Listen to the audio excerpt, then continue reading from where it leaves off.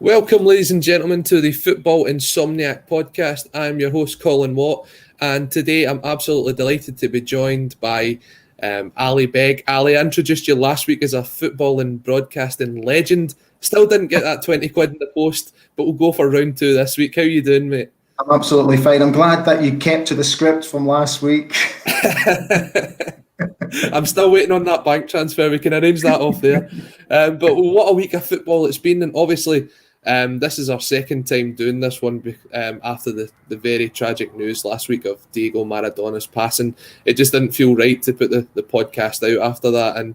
And looking at what's happened this week, it's fantastic to see the outpour from fans with their memories of the great man himself. Yeah, I was just so shocked when the news came through. I was just skimming through Twitter at the time, and it popped up from an old colleague of mine who works for ESPN out in America. And I had to check and double check that the news was actually correct because it came through CNN Brazil, and I had to Google Translate, and I was so shocked, and then immediately went into the living room and stuck on Sky Sports News. They took a few minutes to confirm the news, which is absolutely the correct thing to do. And then once it got confirmed, it was just shock, really. So it was just a case of sitting down and just watching all the tributes that started to pour in for him. It's just really, really sad that a footballing icon, a guy from my generation who I grew up watching, who I idolized as well, has now gone. 2020 has been such a crap year, hasn't it? Yeah, and obviously we hope it turns around soon. There's fantastic news breaking in the UK today that a vaccine's been approved for use, so we'll hope to see that the life will start to get back to some sort of normality soon, but it will get back to normality without some of the legends that we've lost this year. And we use the term legend so often, but Maradona is the legend of football. Some will say he's the greatest of all time. I think that depends on the generation you were brought up in, but certainly when you look back at some of the highlights of his career, it's absolutely outstanding, and he is a loss to football overall. He's just an incredible talent. He is, without doubt, the greatest player that I've ever seen.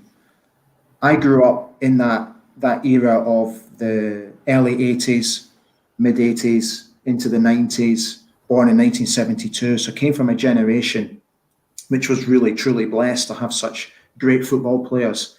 And my memories of the 1986 World Cup, where he just won it on his own, is something that will always stay with me. Just a phenomenal talent. And what I've really enjoyed over the past few days is watching all the video tributes to him that have come in, especially online. That magnificent video of him warming up before a game where he's just doing keepy ups. Yep. The video clip of him training in the mud with the guys who I guess were the goalkeeping coaches at the time. And you could just see the love and the passion that he had for the game in just a training session. And in those horrific conditions that he was training in as well, he just made it look so easy. And he's such a great loss. I only a few weeks ago, I watched the documentary about him in Mexico, which was just a compelling watch. And just to see the reaction that he gets worldwide, doesn't matter where he goes, everybody knows Diego Maradona. So it's just truly, truly sad. It really is. And you mentioned that he's obviously the greatest player that you've seen of all time. What is your first memories of Maradona? When did you first get to see the glimpse of his genius? I think it was round about 1982, if my memory serves me correct. And obviously television back then isn't what it is now, and obviously we didn't have social media. So the only time, or the first time, that I really became aware of who he was is the 1986 World Cup, because I would take the games and get up early in the morning before school and watch some of the games. I would video the highlights programs, match of the day, and watch it early in the morning before I went to school, and just see this genius at work. And obviously all the newspapers would wax lyrical about him as well. It was one of the things that I used to really enjoy doing before I went to school in the morning, was was to sit down over breakfast and skim through the newspapers. And he wasn't just making back page headlines, he was making front page headlines as well for his incredible performances in Mexico. Just, the goals that he scored against Belgium, the goal that he scored against England, it's just something that you will never, ever forget as a youngster growing up. And it's fantastic to see that goal being shown time and time and time again on social media recently. Yeah, definitely. And when you look at some of the people that have reached out to say their condolences and share their memories, it just shows the impact that Maradona had on the world of football. Only 60 years old, he still had a lot to give to the football world.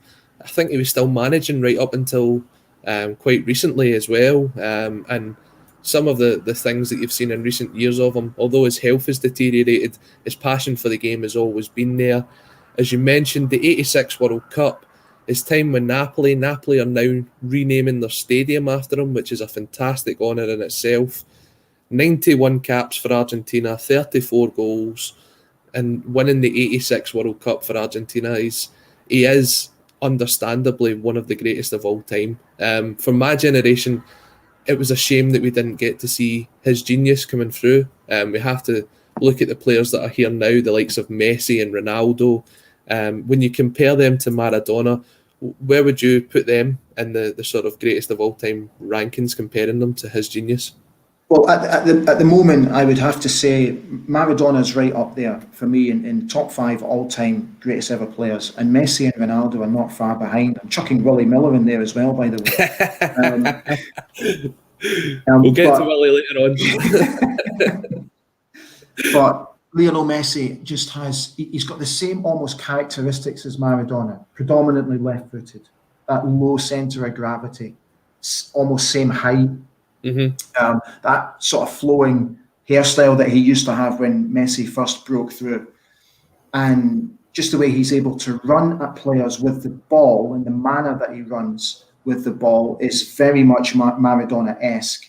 So for me, Messi's right up there. Ronaldo, I think, is a different type of player because he's, for a start, he's taller. I think he's slightly more skillful than Messi, but to be able to compare the three of them together, I actually think is quite a difficult task, because I do think that Maradona is way above them because, one, of the generation that he played in. Players these days are protected. You can't tackle in the game anymore. So for the fact that Maradona used to get hacked down time and time and time again, yet bounce up and carry on like nothing had ever happened, for me, that puts him way ahead of Messi and Ronaldo in the modern game.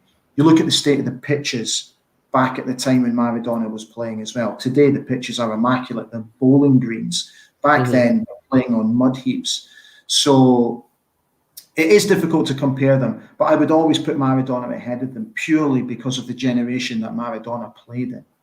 Yeah, and you mentioned about the tackles that he had to put up with. There's been a lot said, especially in the English press recently, about the famous hand of God goal in the game against Argentina. And obviously not a lot is said by the English press, I think, about the second goal. The second goal is absolute genius. The amount of players that he takes on, the tackles that he has to go through to get to the position that he's in. And I think there's so much of I don't know if it's bitterness from the English press over this. When you look at it, I seen an interview with Peter Shilton this week, and he goes on about how Maradona was a fantastic footballer, a great guy, but he keeps bringing up the word cheat. And it's a thing that seems to be a recurring theme within the English press, is they want to highlight the fact that he cheated them. And I think, considering everything that's going on in his career, the tragic passing that he had, surely there's a time now for them to put that to one side and just accept that he was a very smart footballer and he outsmarted them that day. I understand why they do it, and I understand the reason for doing it because of the circumstances. I get it. But I think in situations like this, what should be celebrated is that second goal, because it's one of the greatest goals ever on one of the greatest stages of all time. Yep. I can understand why Peter Shilton comes out and says the things that he has been saying, but I think he should let it go. It's almost like a monkey on his back, and I just think, just let it go. Just celebrate what he did for the second goal. I can understand his point of view, because it would have put England, from my memory, I think it would have put England into the semi-finals. So, you know, again, on the biggest stage of the biggest tournament in the world. But can we not also remember that in that game, and it only really became aware to me more, was by watching these clips on social media of people who had put up highlights of all the tackles that he had to evade during the England game, and how some of those tackles were quite brutal during the 90 minutes. And people have forgotten all about that, and all of the stuff that he had to put up with during that game as well. So for me, I prefer always, and I do this in my life anyway, I always prefer to concentrate on the positive side of things. And for me, the positivity was that second goal. So can we not just celebrate the second goal? Plus also, there is an argument to suggest that the hand of God is now an iconic moment in world football. It's one of those moments that you look back on and you go, do you know what? That's now become an icon in world football because everybody talks about it. And the terminology, hand of God, you look at how many times it's been used on social media now, not just on social media, but in the press to write headlines to go with news that he obviously passed away. So for me, it's now become an iconic moment. So just celebrate it a little bit more. Yeah, definitely. And speaking of iconic moments, the second goal definitely is an iconic moment.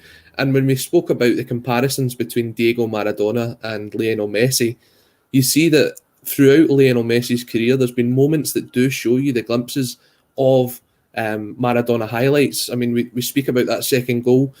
Messi scored a very similar goal in La Liga at the age of 19.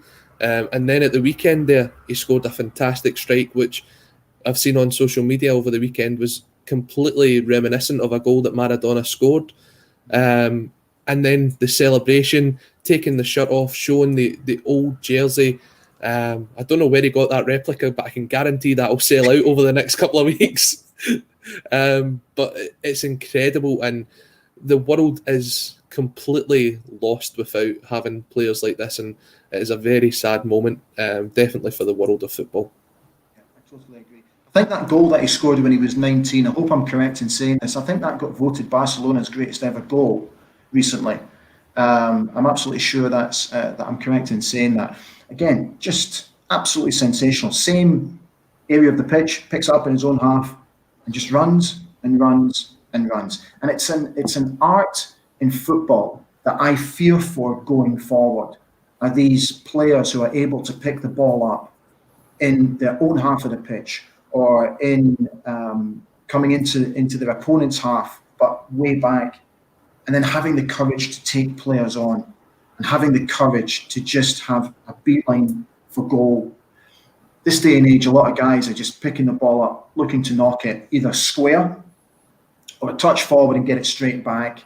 Yep. I think the creativity side of the game is very much in danger these days, and the flair players, I like to call them, we're very much in danger of losing them.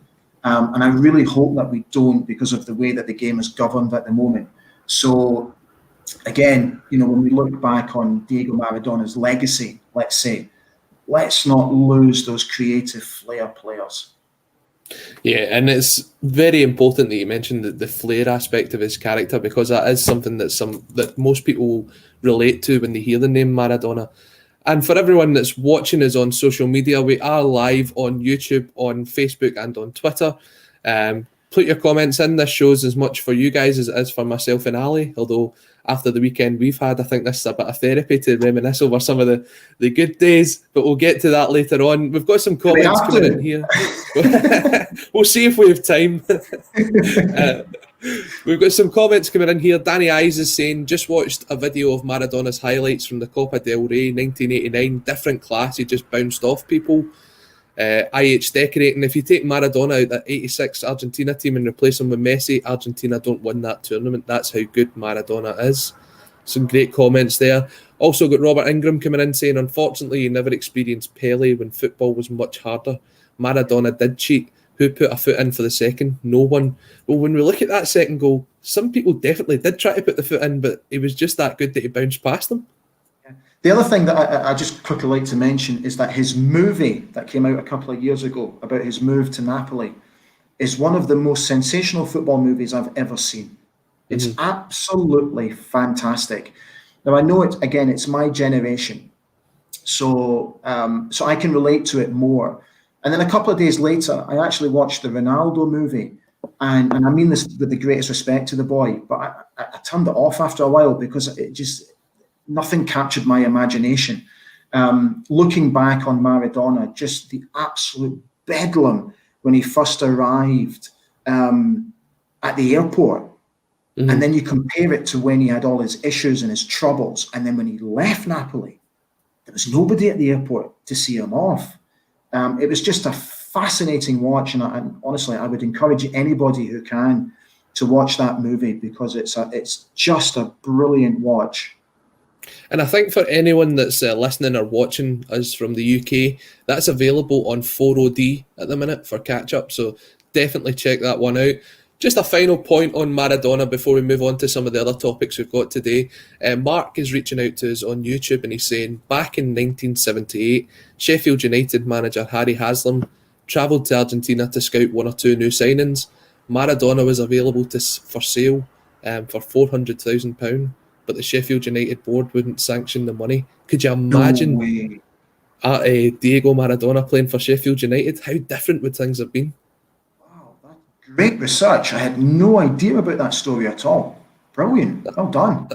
That's almost like the time that, was it Ronaldinho nearly signed for St Mirren? Or Messi nearly signed on loan for Rangers? How different careers could have been. But yeah, the life and times of Diego Maradona is sadly missed by everyone in football. We hope the English get over the hand of God. It's only been nearly 40 years, so maybe in 40 years' time they'll go over that again. But then again, they've never got over 1966. Moving on to some other stories that are that came through the week. And I want to bring attention to the Wolves-Arsenal game from the weekend and the very sad injury that happened to Raul Jimenez. A clash of heads with David Luiz. David Luiz also came off pretty bad off that, but I don't know if his afro sort of helped him out there. But Raul Jimenez, unfortunately, suffering a fractured skull, having to have an operation on it. Did you see the game, Ali? I didn't see the full game, but I've seen the incident because I knew we were going to talk about it today. So I certainly watched the incident.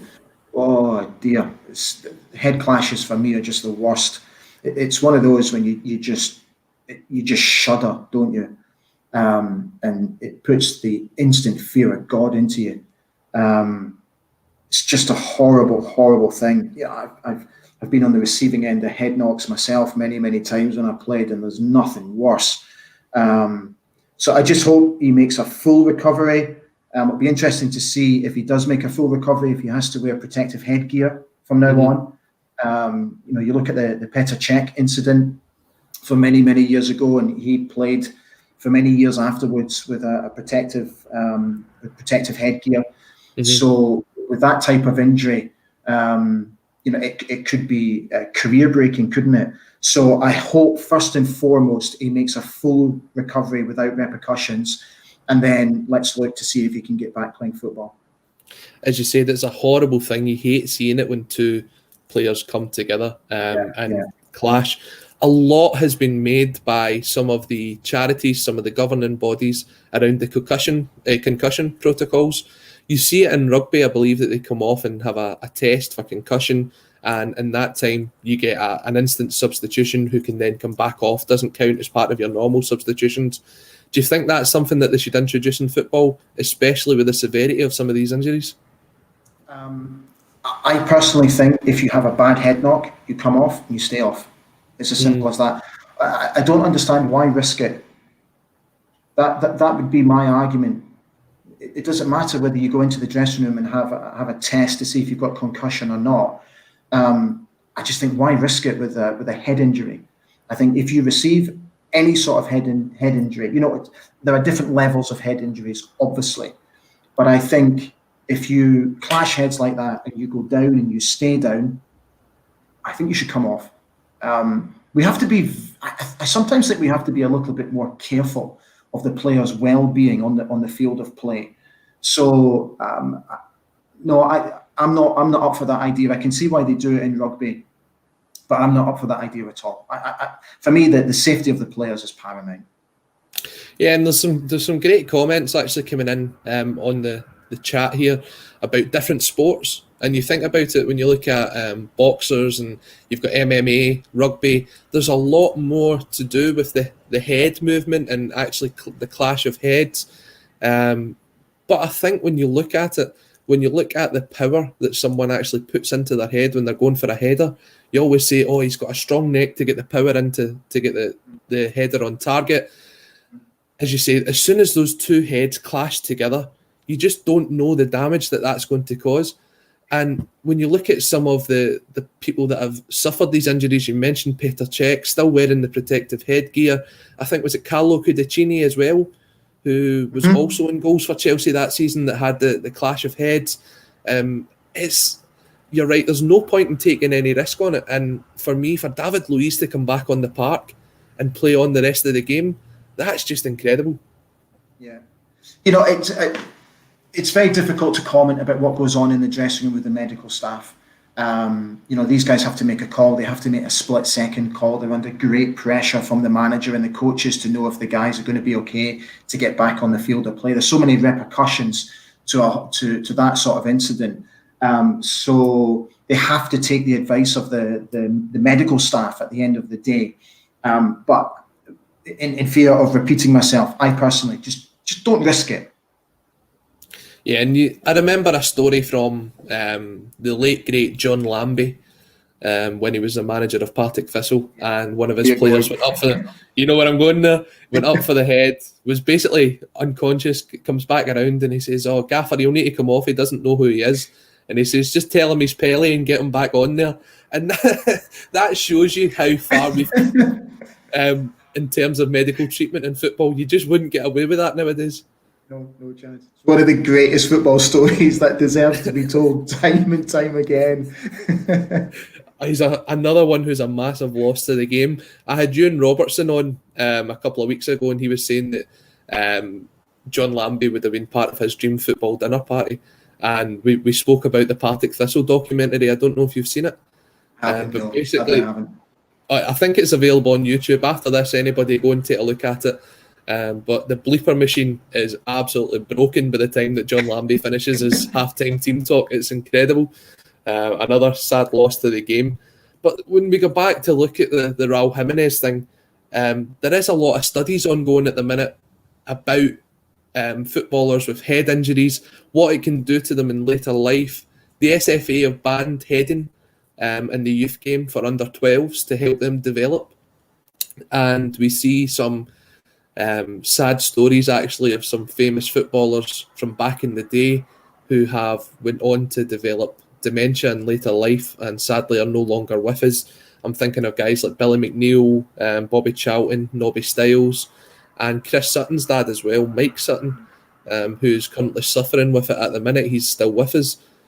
But it asks the question, what can footballers do to prevent this? Is it just has to be accepted as part of the game?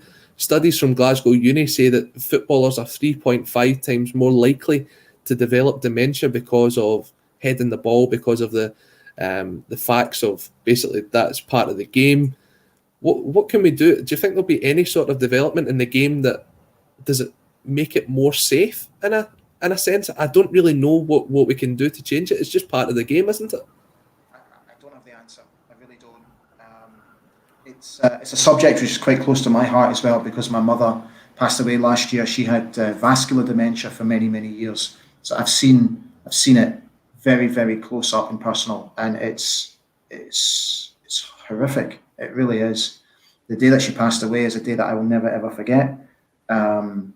It's an awful disease which has to be managed very, very closely. It's really difficult on loved ones and family. I remember, again, it's a day I've never forgotten. It was about 3 or 4 years ago. when my mum started to deteriorate. And there was recognition whenever I would go and see her. Up until that point, it was when I hadn't long actually been in Qatar, so it might have been a bit longer than 4 years ago. And we went through to see her on a trip home. She didn't recognise me. And that was really, really difficult. And that was when, for me, that was the day that my mum passed away. So it's an awful disease. I wouldn't wish it on anybody. And I wouldn't wish anybody to go through it with loved ones and family members.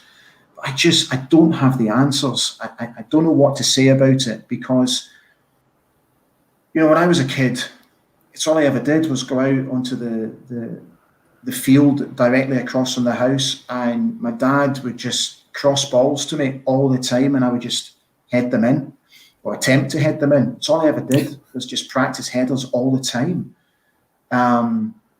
So I just don't know. It's been, you know, Billy McNeil, it was so tragic and it was so sad, as it was with Nobby Stiles recently. And I feel so sorry for Chris Sutton's family, because it really is a horrific experience to go through. I don't know. I don't know what the answers are. I wish I could say something more positive about it, but I don't think I'm qualified to say anything about it anyway, in terms of the medical point of view. But I fully endorse all these guys that come out and say that more tests have to be done, more studies have to be done. I remember watching Alan Shearer's documentary on it a couple of years ago, when I think he came through to Stirling University and did quite a lot of studies on it. And I actually spoke to him about it, because it was during the time that my mother really deteriorated. And I applauded him, you know, for having the courage to go out and tackle the problem, you know, face on, and put it out into the the public domain. So the only thing I would say about it is I fully endorse everybody that is looking to attempt to get more studies and more medical cases to look at, so that they can move forward. Yeah, I mean, it's a horrible disease that I've definitely seen firsthand, the effects that it has on families, and what it can do to a person. And as you say, hopefully over time, with advancements in science and technology, we'll start to see less and less of that. But I think you're right. If there's any sort of risk to the footballer, it just has to be eliminated. We have to take them away. I'm not saying ban heading, but if there is a clash of heads, if there is something as serious as that, there has to be proper protocol put in place. And at no point should that player actually come back onto the park if there's any sort of risk of him being in danger. And hopefully David Luiz doesn't have any long-term effects from that. Because it can be completely serious. I mean, you look back at some of the things over the years, Terry Butcher coming back on, it's the iconic headband, the blood coming out of his head, even going even further back, we lost the late great Johnny Thompson to a clash where Sam English's knee went into his head and things like that. It's part of the risk of being a footballer, but if there's anything that you can do to eliminate that risk, then it's certainly something that we've got to look into. Yeah, completely agree. Yeah, and we're just looking at some of the comments coming through. If you are watching us on social media, do get involved. This show is as much about you guys. We've got Mark coming back in saying, it's not just today players will suffer. Look at the amount of players who are sadly suffering with dementia and Alzheimer's years after they played. And that's the thing. When we look at today's footballers, you look at the sort of wages that they're on, they'll comfortably retire at the end of the game. But some of these players that we're talking about actually had to go on and try and live a life and a career after football, and that was dampened because of the effects of what playing football did to them, and we lost them at such a young age. So it's very sad to see. Going back to our first point on Diego Maradona, there's a story that's come in here from one of the State of Mind team. They've not named who it is, but this is a fantastic story and one I had to share with everyone. So Dundee got Maradona to play for them in a one-off game in the year 2000. And the comment comes in here saying it was from Georgie Namadze. I probably said that completely wrong. As far as I know, Maradona has already sent his agreement by fax and has been paid £250,000 for one game. I don't know if there's any footage of this out there, but that would be fantastic to see. So that must have been round about the time that Caniggia was playing, right? So I've just had confirmation the game didn't happen, unfortunately, which is a real shame. But yeah, I think this would be about the time when Ivano Benetti and Claudio Caniggia came into Dundee. That was an interesting time seeing a lot of those players playing for Dundee. Yeah, absolutely phenomenal. Craig Burley was playing there as well, I think, at the same time. The money that was being banded around at that time will put hairs on the back of your neck. It'll make them stand up. Yeah, slightly reckless, I would suggest. It didn't really go well for them. Paul's given us all the information here. So Caniggia was the driver of that event, and Napoli Okay. were meant to be the opponents. That would have been something else. That would have been fantastic. I'm actually quite disappointed that didn't happen. I would have actually got to see the genius of Maradona, as young as I was. I'd bet that would have been out in DVDs and videos to watch for years and years to come. Even if he only played for about 10 minutes. You see these celebrity games. That game would have sold out 10 times over. Oh, there wouldn't have been a stadium in Scotland that would have been able to hold the amount of fans that would have wanted to see that. You think of some of these celebrity games nowadays, and you see like pop stars and people like that that's taking part. I know you've took part in some of them for was it Arsenal? You were telling me Arsenal ex-pros and celebrity football team many years ago. And you see the crowds that they get for that, Soccer Aid and things like that. It's a shame we never got to see the talents of Maradona in that. So if we move on now, again, as we say, very, very sad news we've spoke about so far today. The loss of Diego Maradona, the injury to Raul Jimenez. And we're going to try and bring the mood up slightly. So we'll not speak about Celtic or Aberdeen's failures at the weekend just yet. Good. But what we will speak about is something that we kind of touched on last week. And for anyone that didn't see, then we're going to do a recap.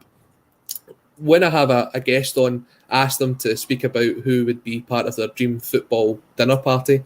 I asked them for 4 ex-players, ex-managers, dead or alive, because we've managed to bring them back, to be part of their dinner party held at their house, so held at the Begg household. You told us last week, Ali, just remind everybody what's going to be on the dinner plate. What are you cooking for them? Schnitzel. So, schnitzel at the Begg household. Ali, remind us of the 4 players or ex-managers that you would have as part of your dinner party and some of the reasons why you're having them over. Okay, so the first one's quite an obvious one. It's Sir Alex Ferguson. So, just so that we can purely reminisce about the good old days and really get to understand his management at the time and how he was able to take a small provincial football club from the northeast of Scotland to the giddy heights of ranked number 1 in Europe in 1983. So I've told the story before, so I'll tell you again. I have a very close family connection with Sir Alex Ferguson, which put me in really good stead throughout my broadcasting career. So I've been quite blessed with that. He knew my grandfather very well, and my grandfather was a much loved and respected football journalist in Scotland. He was a freelance football journalist, and he was friendly with everybody in the game. Everybody used to come to him for their stories and to get their snippets and their information. And he was particularly friendly with a guy called William Todd, who was the chairman of St Mirren at the time. And Mr. Todd called my grandfather one afternoon and said to him that he was looking for a new manager. But that manager had to be young, ambitious, and had to work with basically no budget. So he had to concentrate fully on developing young players. And my grandfather gave him one name, and that was Alex Ferguson. And a few days later, Alex Ferguson was appointed the manager of St Mirren. So when I first met Sir Alex, many, many, many years ago when I was just a small boy, it was my father who relayed the story back to him. And immediately there was a change of body language. There was a change of personality. There was a glint in his eye. And he welcomed my father into his office. I do remember that. And then years later, when I joined MUTV, I hadn't seen him for many, many years. And I used that same story to break the ice with him because I was absolutely crapping myself, because it was my first job was to interview him when I had just signed my new contract at Manchester United Television back in 1999. So I just needed a way of being able to break the ice with him. And very much like years and years previously, when I mentioned the story and when I mentioned my grandfather, he completely changed. And he took me into his office at the old Cliff training ground before we did the interview, sat me down, he made me a cup of tea, and we just waxed lyrical about my grandfather for 10, 15 minutes or so. And he was absolutely fantastic with me throughout my 5 years at MUTV. He would occasionally pull me to one side and offer me a little bit of advice. He would occasionally pull me to one side and tell me to be careful about how I would phrase certain things on TV.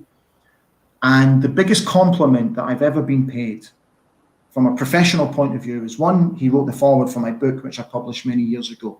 But two, after I joined Setanta, I had to go down to Manchester to interview Liam Miller, the wonderful late Liam Miller. And Sir Alex saw me and he came in and we had a bit of a laugh and a joke about me now presenting for Celtic TV. And as we left, he just pulled me to one side and he put his arm around me and he said to me, "Don't ever change." He said, "I've been watching you, I've been following you, and I've been watching your early performances on Celtic TV.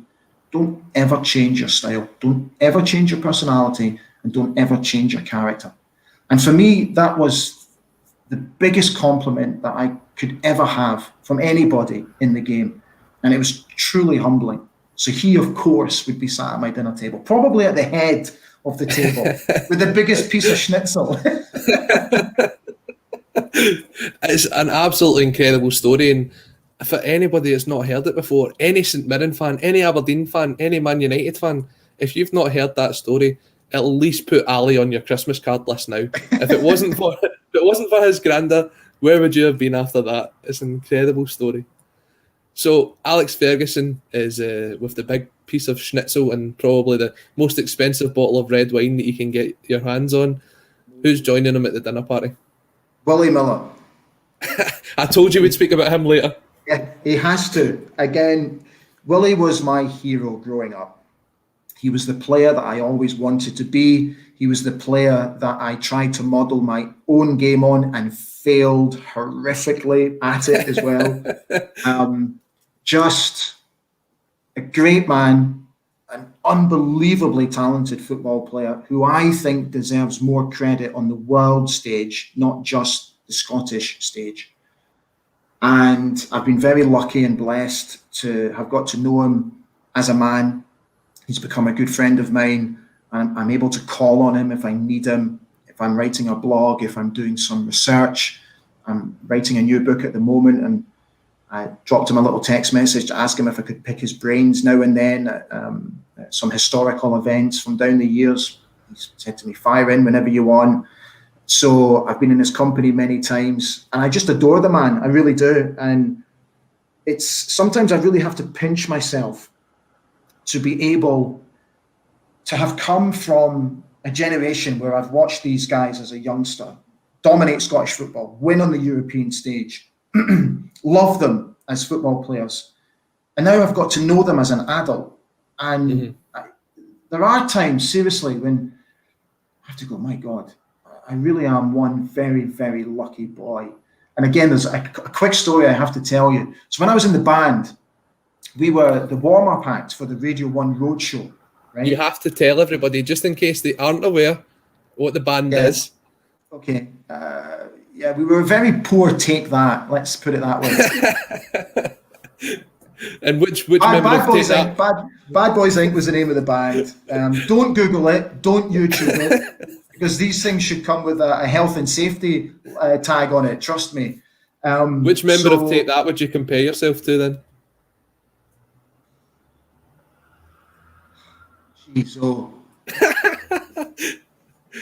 that isn't a question I expected to ask this morning, but it just came to me. Well, it's not going to be Gary Barlow because I'm nowhere near. There's certainly no talent there. It's definitely not Robbie. It's not Mark because I'm not cute and all cuddly and all that nonsense. It's not Howard because he was a really, really good dancer. I was an average dancer. Jason, maybe Jason. Jason was a little bit quieter and a little bit more laid back and wasn't really into all that sort of celebrity and show business nonsense. So now that you've put me on the spot, mate, I'll say Jason. So what we're going to do is we're actually going to take this wee snip and we'll send it to the Take That guys and see if they agree. Great, thanks a lot. Thanks a lot. So we were doing the Radio 1 Roadshow in Aberdeen. We were the warm-up act before they went live. And the place went mental. You can imagine. It was bedlam. It was absolutely brilliant fun. And you get all that adulation. And at the time, don't get me wrong, it was fantastic. And I was very, very flattered by it. But I kind of struggled to understand why. And then within moments, that role was completely reversed because a journalist grabbed me from the Sunday Mail and asked me to come over to Pittodrie and asked me if I'd like to get my picture taken with Willie Miller. Really? Does Dolly Parton sleep on her back? You don't need me to answer that question. So it was straight over to Pittodrie, and then all of a sudden, 10 minutes before, I've got 5,000, 10,000 fans screaming at me, and you get all this adulation, and then I'm then placed in that situation where I'm now in front of who was and is my hero.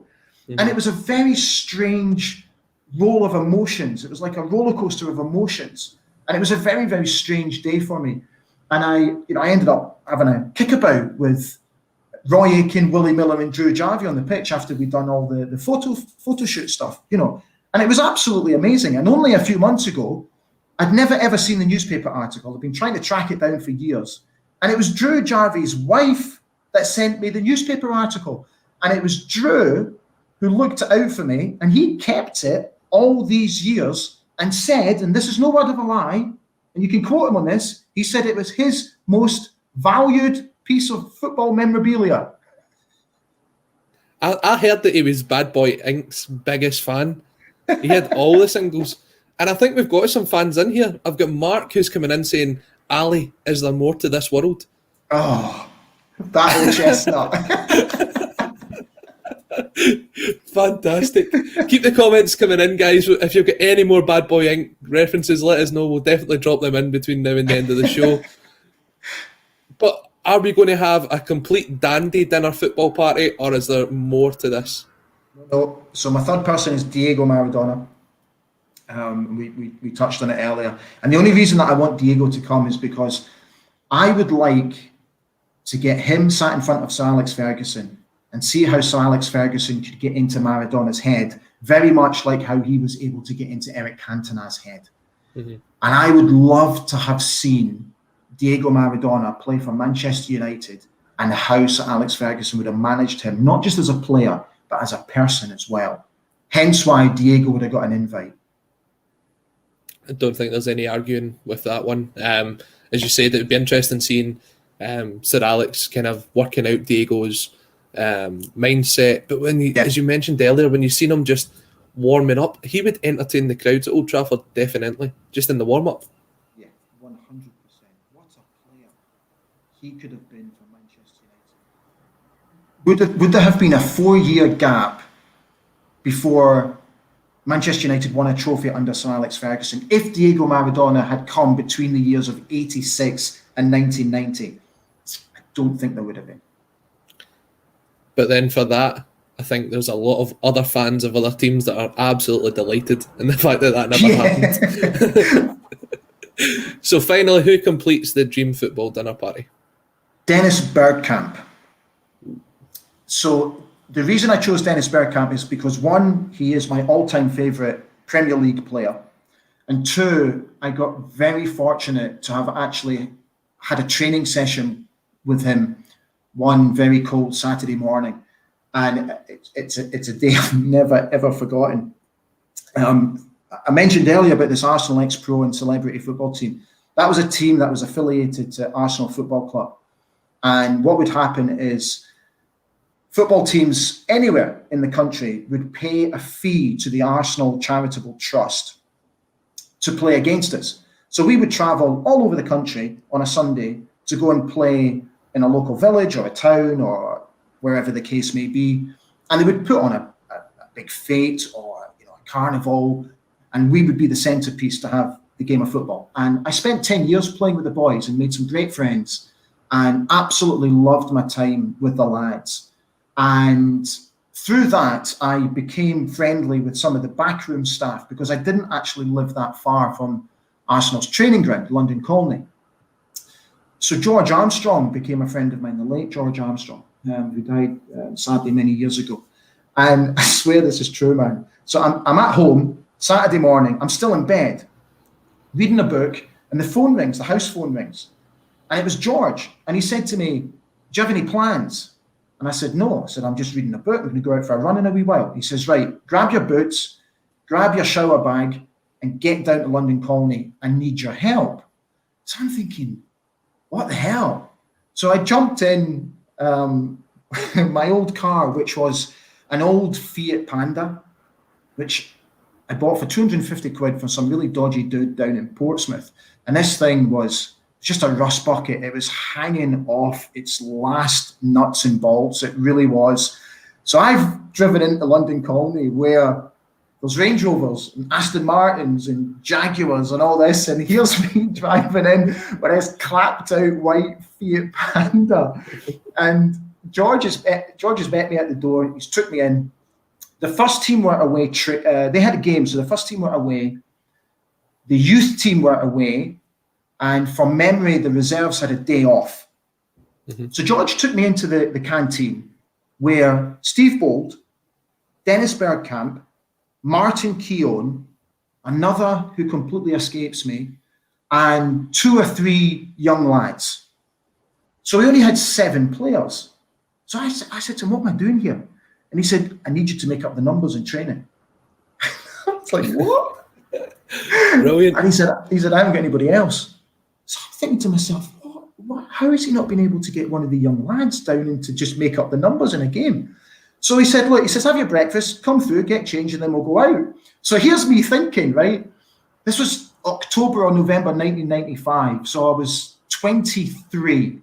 And at the time, I was playing semi-pro football. So as I'm getting changed and stripped, I'm thinking to myself, right, and as I'm jogging out to the training pitch, right, I'll put in a shift this morning, right, because you never know.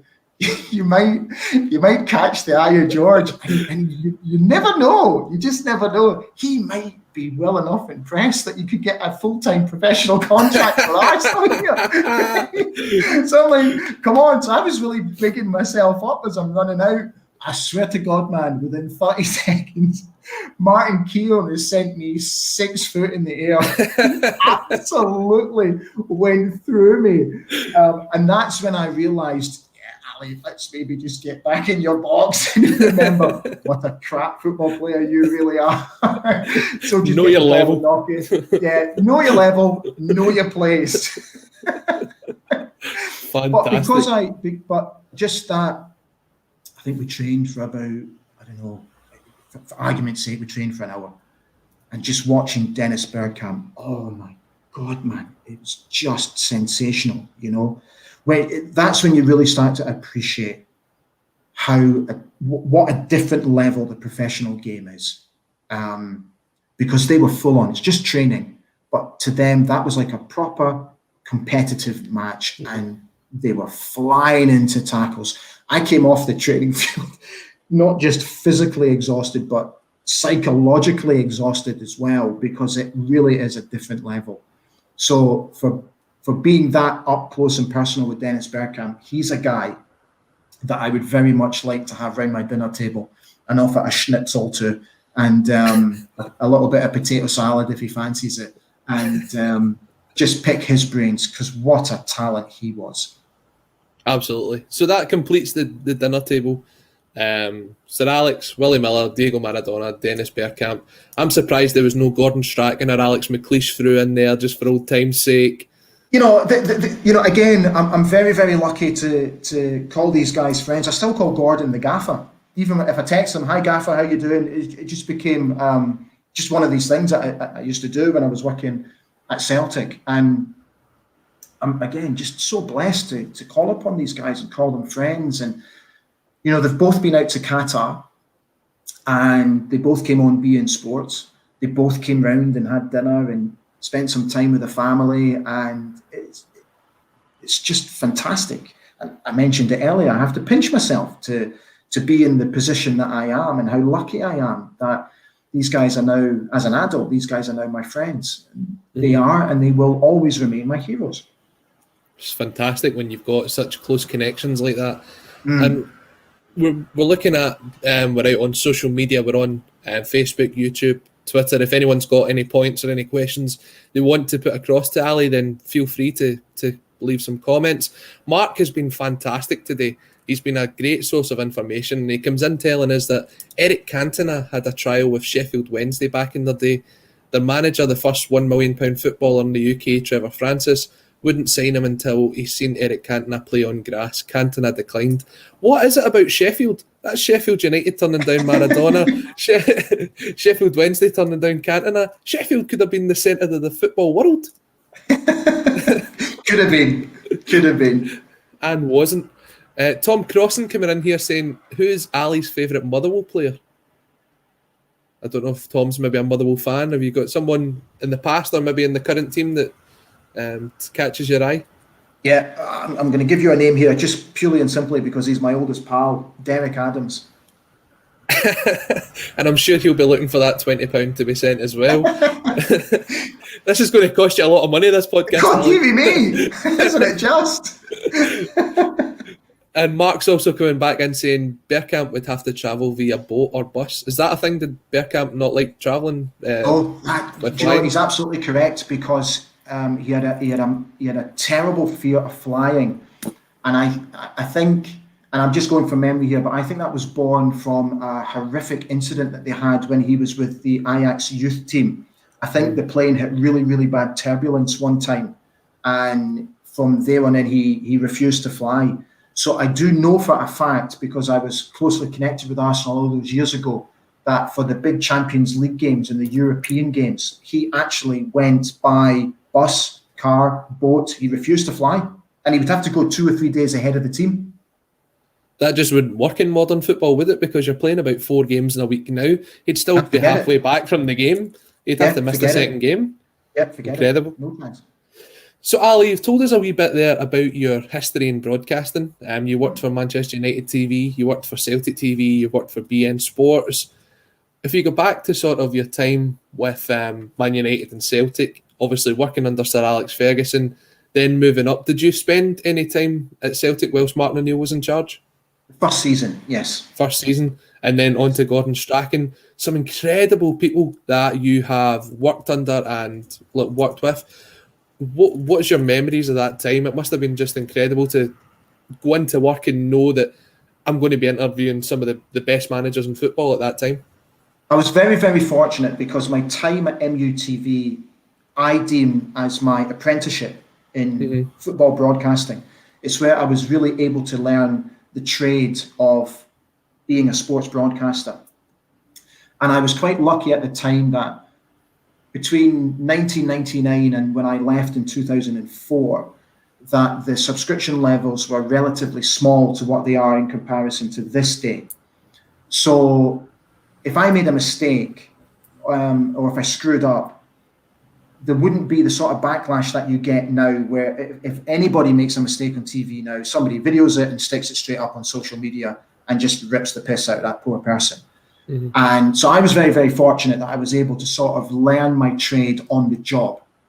And I was very fortunate to work with some great people who really looked after me and really guided me during that time as well. So while I was at MUTV, I was fortunate enough to have a short stint on Sky Sports News, which again gave me a greater understanding of what it is to become a journalist in the world of sports broadcasting. Even though I'm not an actual trained journalist myself, I started to appreciate more how important it was to understand the stories and get it right editorially. So my time at Manchester United was invaluable. It was where I was also able to learn how to sit in front of the players and the coaching staff and be able to interview them. And my skill of interviewing was born again from my time at MUTV. And I was very, very fortunate that I was able to interview a lot of people during my time there and be able to change the tone of the interview from it being sort of more lighthearted to being more serious when you sat in front of Sir Alex. And I was very lucky to sit in front of Sir Alex on a few occasions. And it became a real thing for me because I started to notice that if you pleased the boss on any particular day during an interview, he would always say at the end of the interview, "Well done." he would always go, "Well done." If you didn't get a "well done" at the end of your interview, then you know that potentially you either screwed it up or he wasn't very happy with the interview. And I remember the second time that I interviewed him, and I was sat there, and thankfully the conversation was flowing quite nicely, and it was quite light-hearted, and everything was going well. And I just remember thinking to myself, please say "well done" at the end. Please say "well done" at the end. And he did. He did. He really, really did. And that absolutely made my day. Just those two little words at the end of the interview really made my day. So it's just little idiosyncrasies like that I took away from my time at MUTV, and it put me in such a great position when I moved to Setanta and worked for Celtic, because when it was announced, everybody knew I was an Aberdeen fan. Everybody knew I came from a boy band background, so there was a bit of grief that came my way, which I understand, I get. So it was up to me to be able to win these guys over, for them to fully understand and appreciate that all I am is a television presenter. It's all I am, nothing else, nothing less.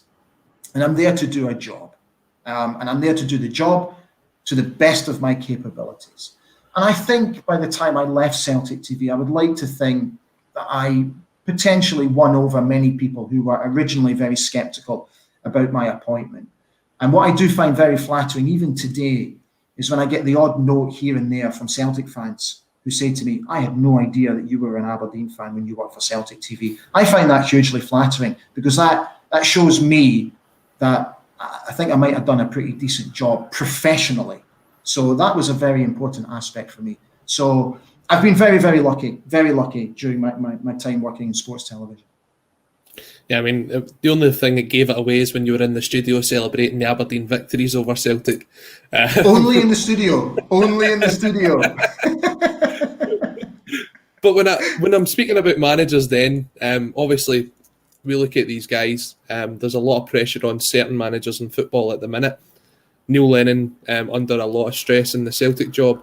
Derek McInnes coming under fire after the results at the weekend, and that's what we're kind of going to touch on here. The League Cup.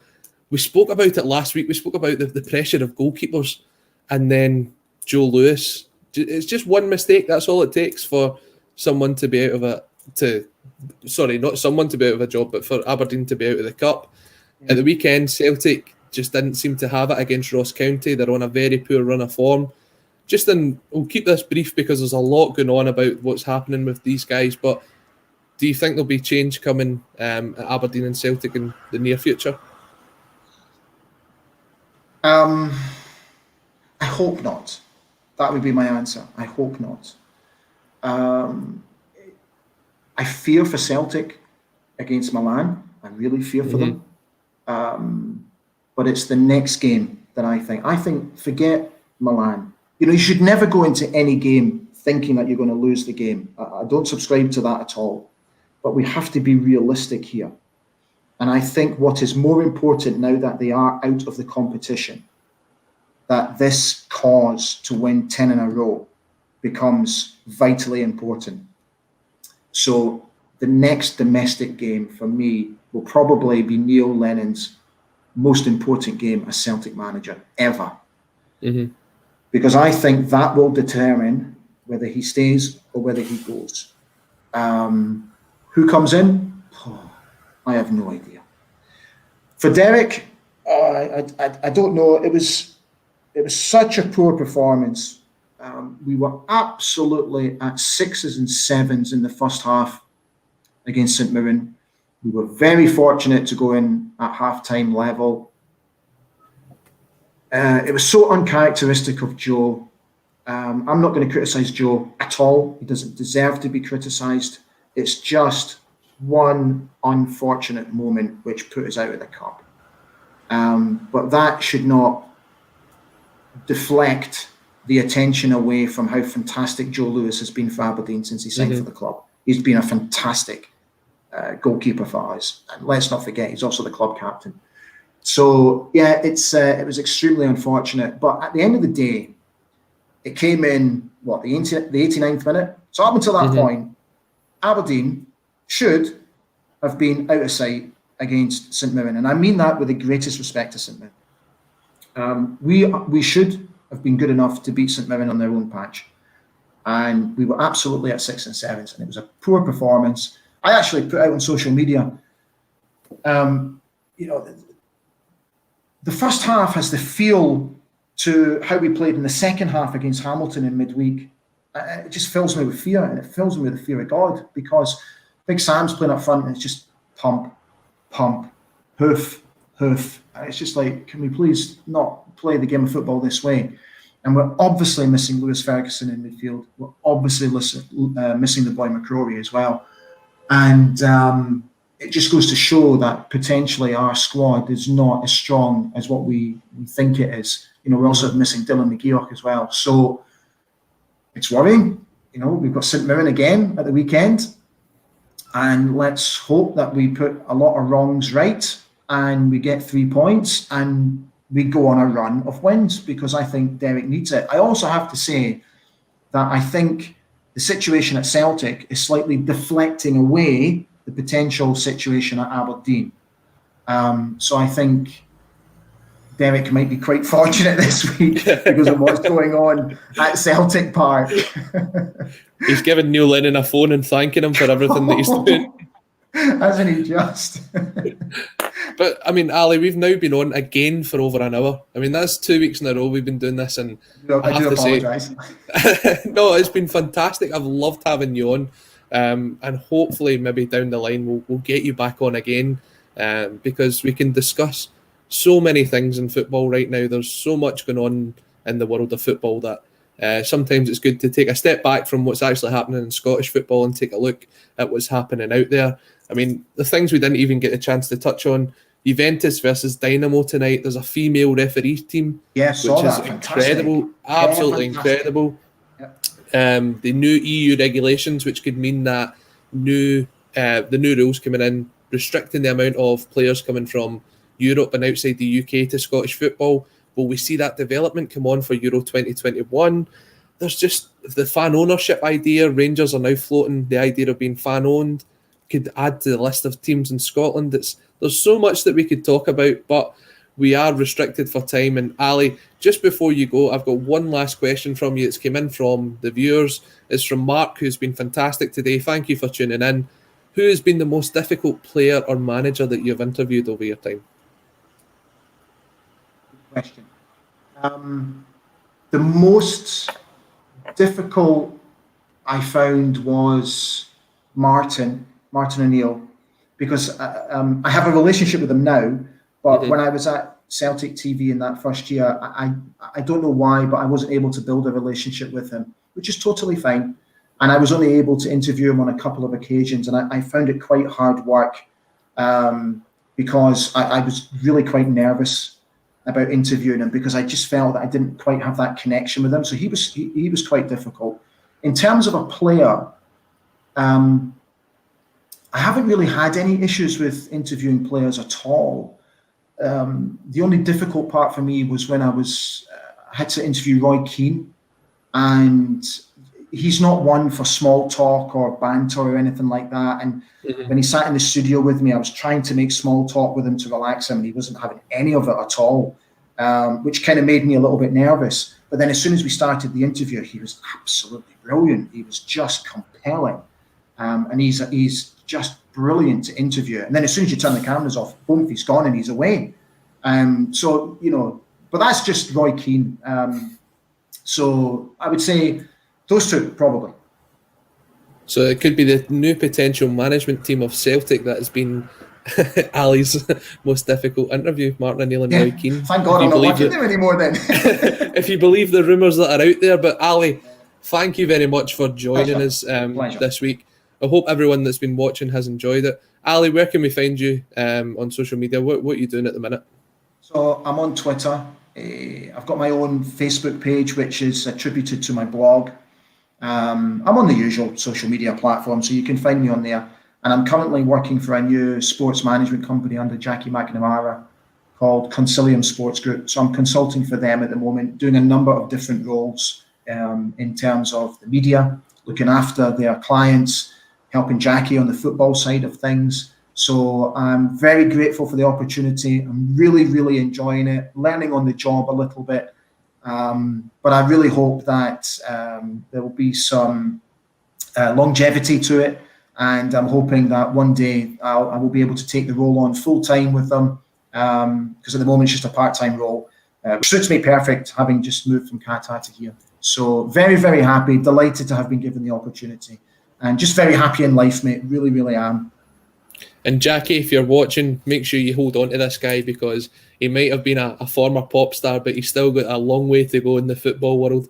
Ali, thank you very much for joining us this week. Pleasure, mate. Thanks for having me on. To everyone who's been watching us on social media, I hope you've enjoyed the Football Insomniac. We will be back next Wednesday, but until then, take care.